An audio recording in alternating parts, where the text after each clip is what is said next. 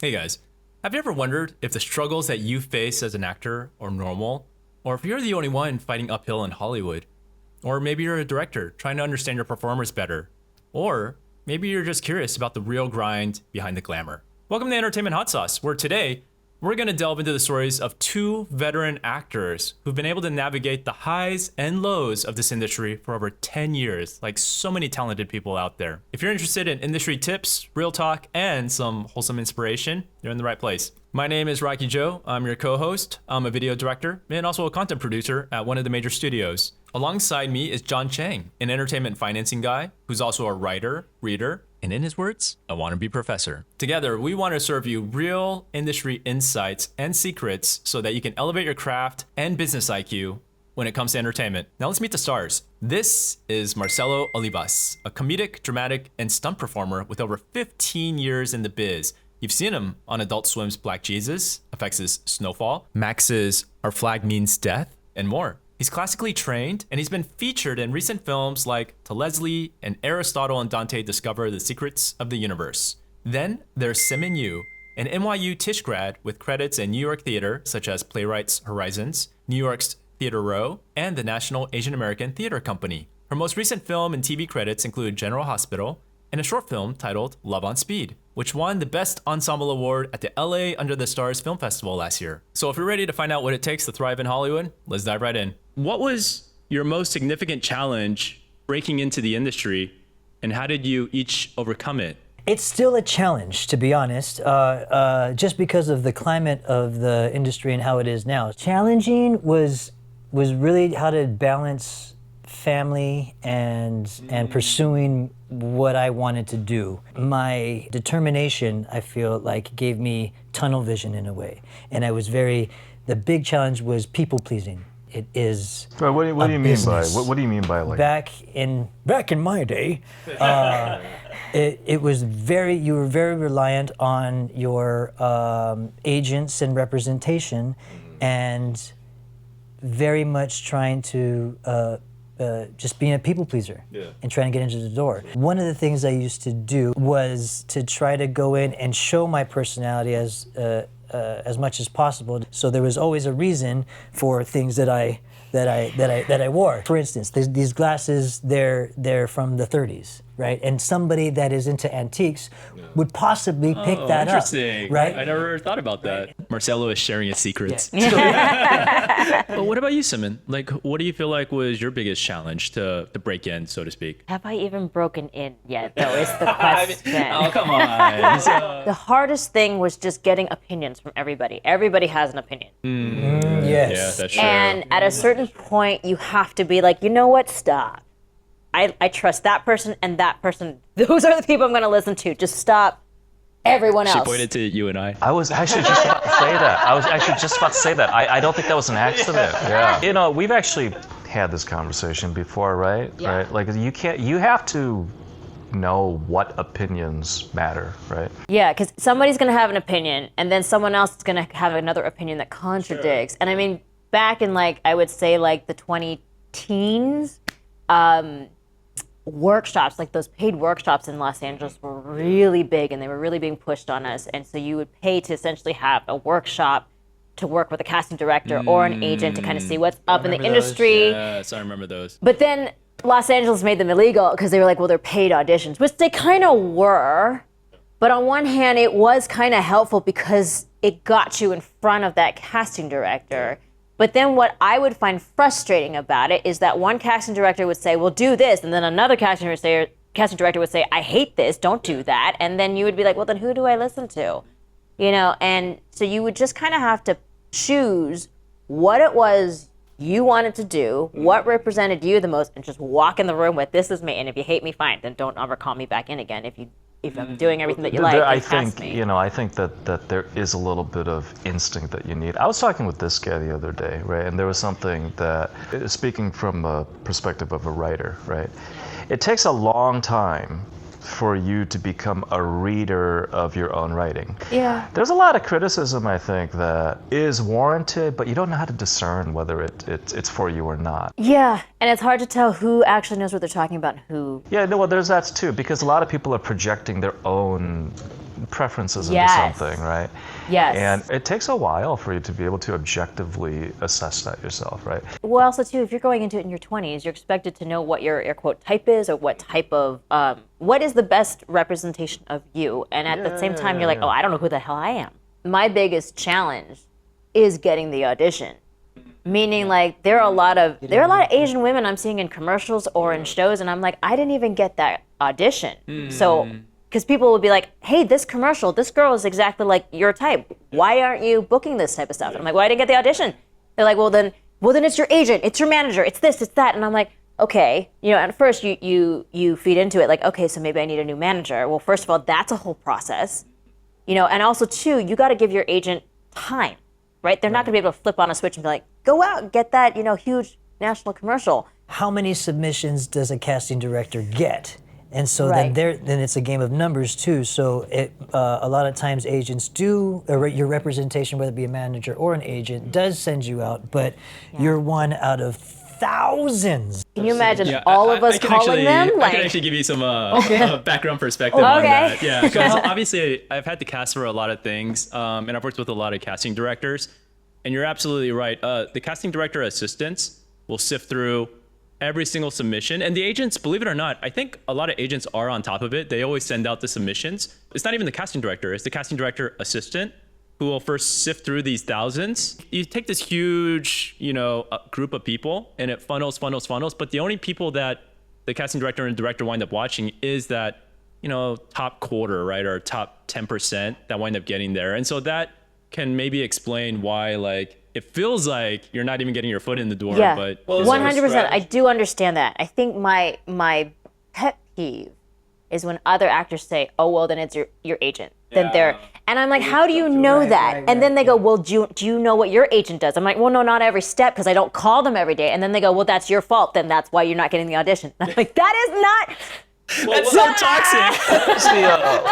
What's a strategy to get past that initial filter, right? That was gonna be my question kind of, too. Like, is it based off the headshot first? Like, how do you, the first round of X's? This is unfortunately... Wait, time out. I just want to interject something. So I'm about to tell you that it's impossible, but after spending just a little bit of time thinking about it, I think there are two practical things all actors and actresses can do. Number one, make sure you have a variety of headshots. And more importantly, make sure you communicate with your manager and agent as to which headshots should be for which genres. That can really significantly help you in at least getting your best shot when it comes to the first line of gatekeeping, right? The second thing you can do is you can actually consider befriending the casting assistant, assuming it's a casting assistant that's working on the project. All of them are different.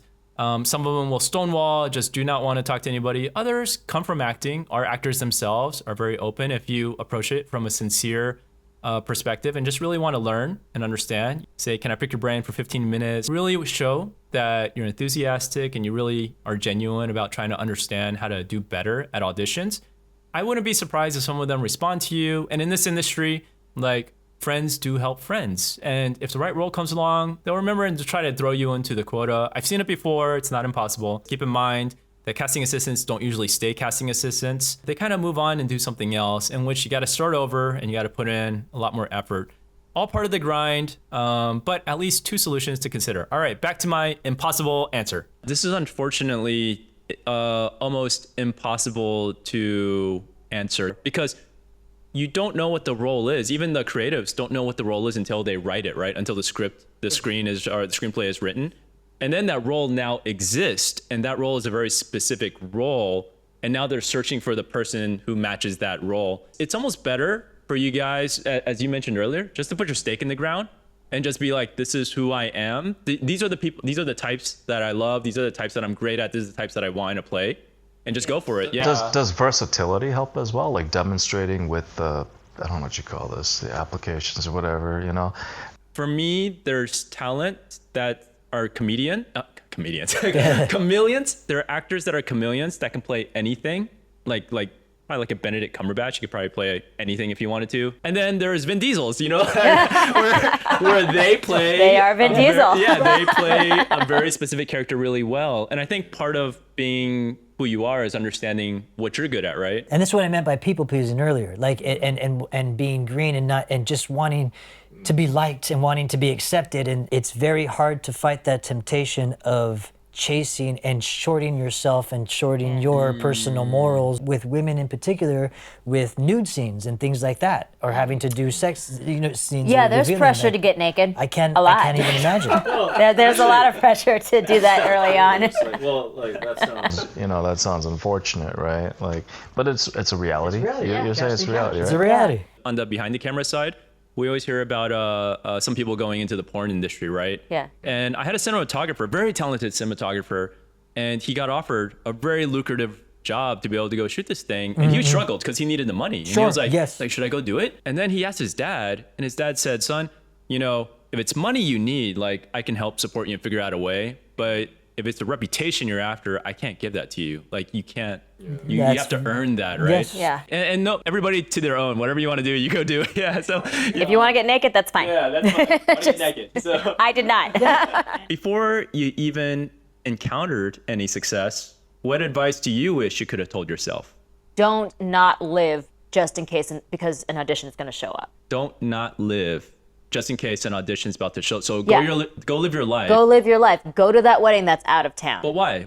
Like what are your thoughts? You don't always get called in for the audition. Also, too, like friends, weddings. In theory, a wedding's supposed to be only once. For that friend, there are quite a few friends that have had only one wedding, and I've missed a couple thinking that, I gotta stay in town. Oh. You can't repeat that. And also, I think what snapped me out of it was, I forgot what year was the Academy Awards. It was Angelina Jolie. One of the things that she said that I thought was really profound was she said, go live your life. Because what if you go have an experience where you are, alone in Paris and you have to audition for a character who lived alone in Paris? Like you have like a point of reference to I pull see. from. So live your life. Don't stay in town just because there's a potential audition, which you may or may not get. And at the end of the day, if you stayed home and didn't go anywhere due to possible auditions, what type of life have you actually led? Very similar to what I was telling a buddy of mine too. He was this guy. He was thinking like, he was getting disillusioned with trying to make it as an actor, trying to make a living off of it. And he was thinking about just going and just getting some other job and just moving away and just doing that. And I said to him, that might actually help you. Yeah. Right? That might actually help you with your acting, right? Because otherwise you're just sort of operating from within this bubble of other artists that you commune with, right? Yeah. And, frankly speaking, I don't see a whole lot of real life in that. There's not a lot of dimension to somebody when Yeah. all they talk about is acting, because sometimes you end Exactly. up in rooms with Yeah. that, and Exactly. that's all they talk about. Correct me if I'm wrong here, right? But as an actor, you're really trying to portray a real person on the screen. But for the most part, I think art is trying to capture life, right? Yes. I think Yeah. so, right? And then so it's like, well, if that's the case, I think you need to go see life. Yes, or willing to accept more of the beauty in the pause, whereas before, or the tendency is when you're in the game and you're in the rat race and you don't want to miss anything. It's like pausing doesn't mean stop, or else you would say stop. Sure. But in our head, we really have a tendency to think that way. And people are afraid of stopping, but. That's not what a pause is. I think you said something really cool, which was there's beauty in the pause. Yeah. I've never heard that before. I struggle with the balance of living life and basically getting after it, right? Totally. Yeah. Yes. And I think I really treasure like the desire to go and climb and constantly just be pushing. But you're right, like at what cost? Because you missed the wedding, right? Yeah. Birthday. How do you guys like weigh it? Is there like a philosophy that you abide by that you're like, this is how I drive hard, and then this, Well, like, how do you weigh it? I mean, if I can answer, for it, if I can be on this side of the interview table, I work a full-time job. You have a full-time 9 to 9. salary. Yeah, I have like a 9 to 9, 9 to 12, really. And I come across a lot of other people in that same space, right? whose dream actually is to go and become a musician, but they don't do that. They're doctors or like they're bankers or something like that, right? I've developed an inability to have sympathy for this, right? Where people say, I would pursue my dream if only, okay? You know, they give themselves the permission to blame something, right? I've grown increasingly unsympathetic to that, honestly. Boy. If you want to pursue it, you will, okay?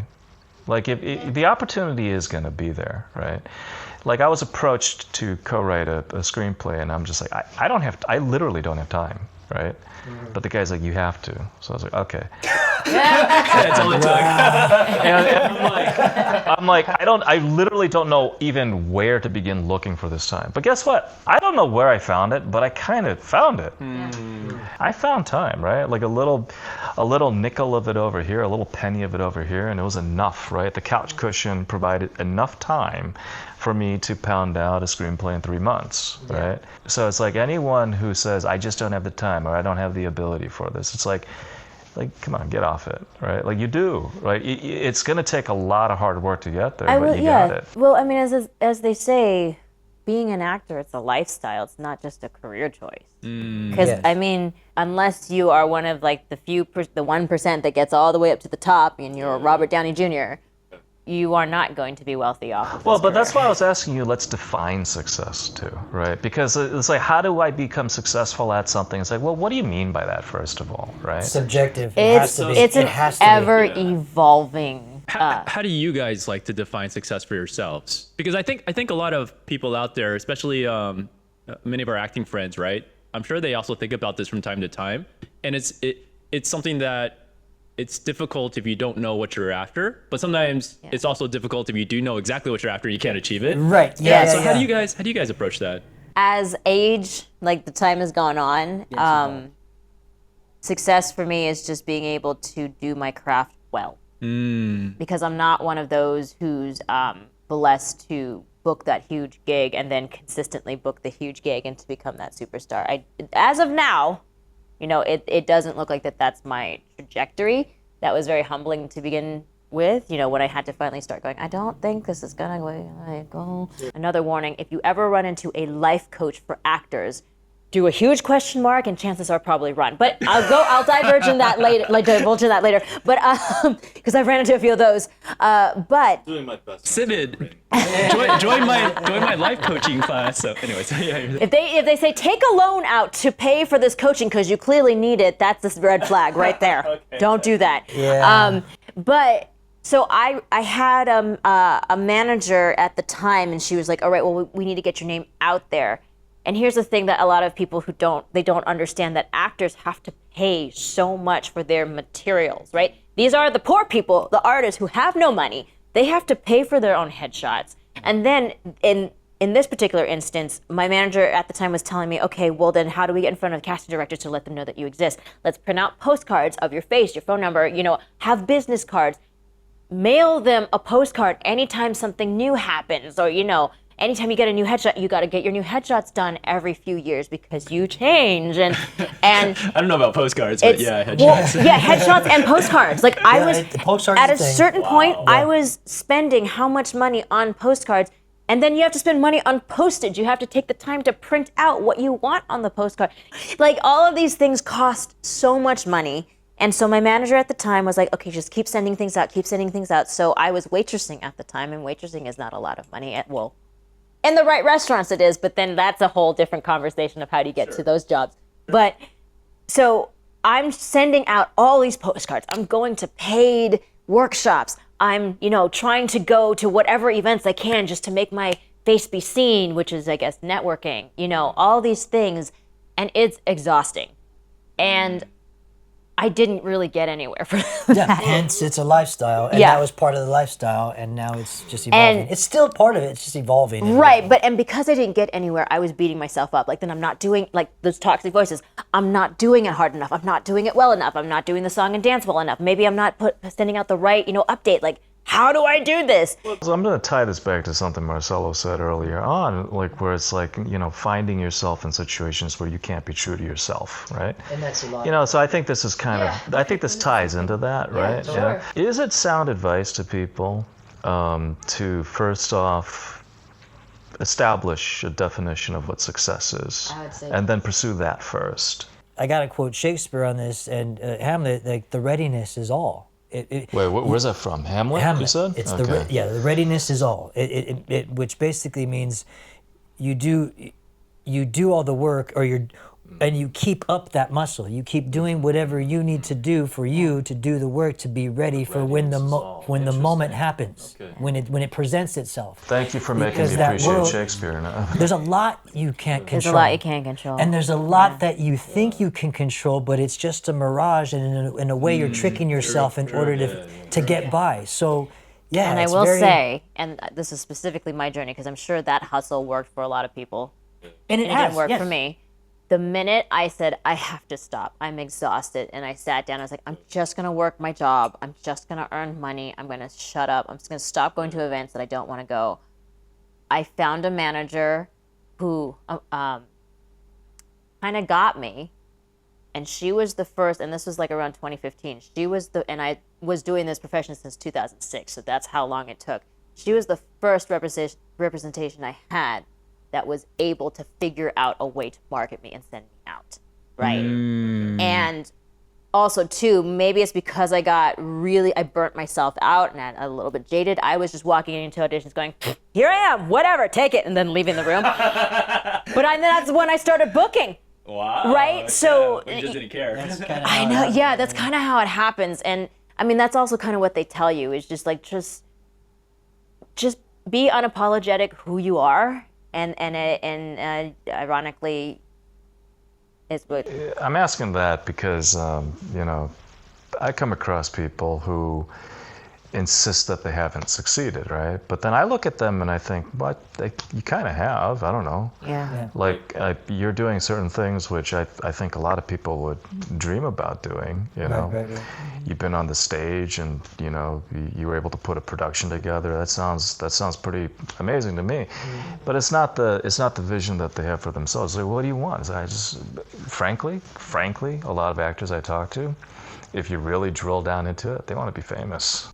Yeah. And that's and I totally get that. I think everybody, they all have their journey that they're going to go. And I love what Simmons said about how when she kind of got fed up and tired, and she found someone that got her. That was really cool. Like, I found a manager that got me, and then she went into the auditions, and it's not that she didn't care about the craft. It was just like she didn't care so much about impressing everybody. She just wanted to go there and perform, and then she did, and she was out.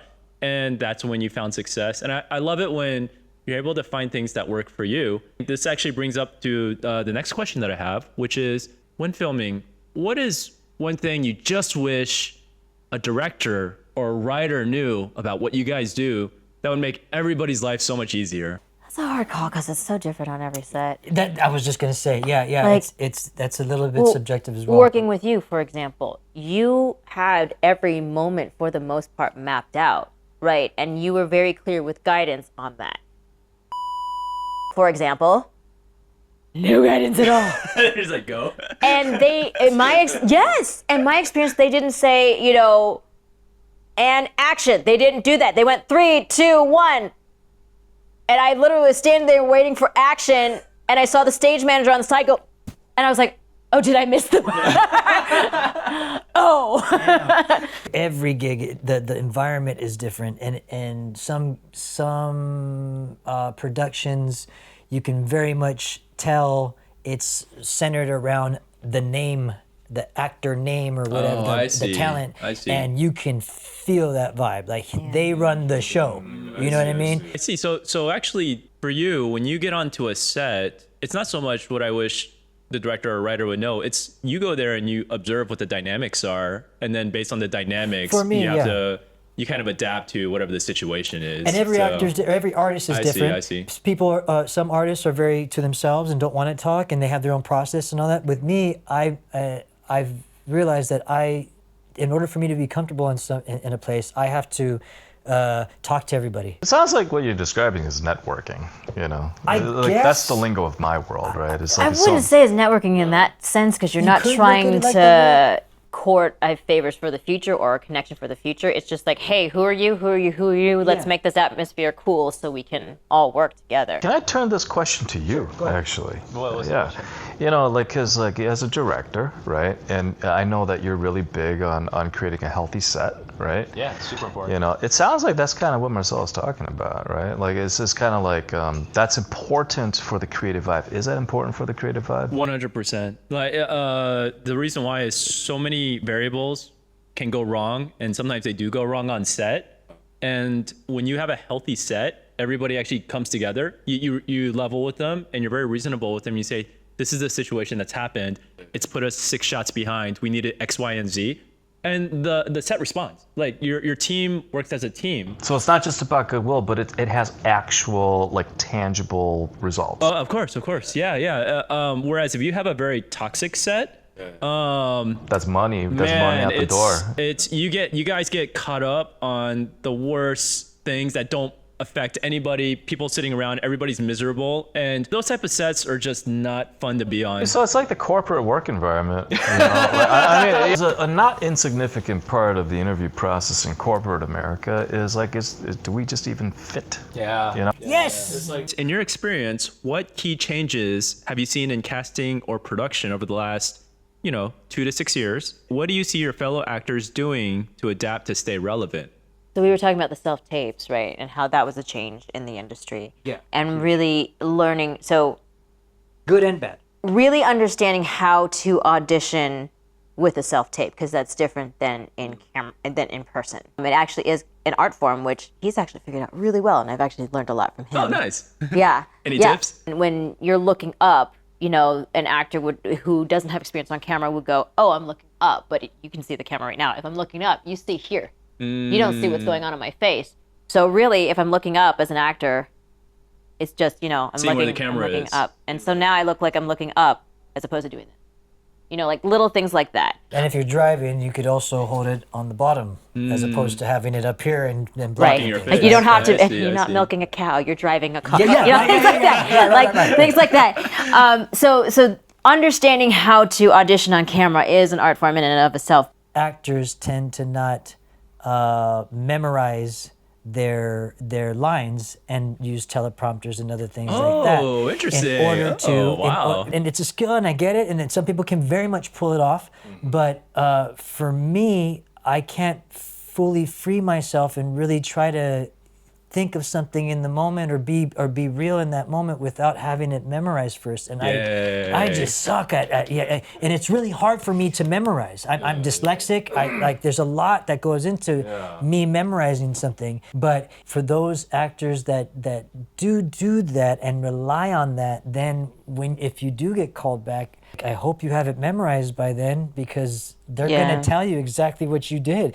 Can you do it this way? How about this? And then if you're stuck, like, you're going to fumble. You're beating Which, yourself in the foot. sidebar, by the way, one of the things that's most impressed me about actors my whole life is that you memorize things.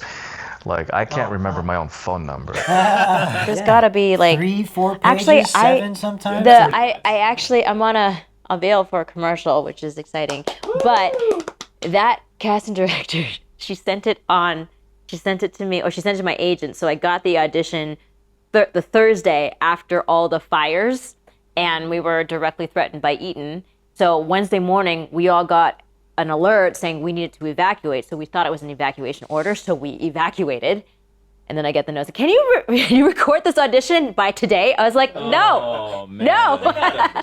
Yeah, no, I wrote back and said, I'm not doing this. And she goes, yeah, you have until the weekend. I was like, okay, even if I get that. She goes, yes, at the end of the day, it's not important. If you can, great, but if not. Yeah, But and commercials are their own kind of beast to begin with. They're very separate. Right. They're very different. I get that on the other side is a whole different chaos than the actors, but It's the business. It's you the gotta get in there, you business, gotta but get yeah, in there. like- I'm working for you. Come on, work for me. You've got like Yeah. agencies, EPs, Yeah. like 17 people that got to approve. Yeah, it's yeah, pretty but nuts. that being said, if it is, I understand why some actors are like, I am going to do a teleprompt because I'm not memorizing 10 pages in 4 hours. This is ridiculous. Thank you, Simon and Marcelo, for being a part of our first 2 episodes. Yay! Waka waka. Waka waka. Yeah, thank you guys so much for just spending time helping us understand your wisdom, your experiences, the ins and outs. Like, it's been really insightful for me. I learned a lot from this. I hope we had really great conversation, had a lot of fun. Just want to let you guys know how much I appreciate your time and Thank you for Thank the you. opportunity. experiences. Really, Yes, thank you. you.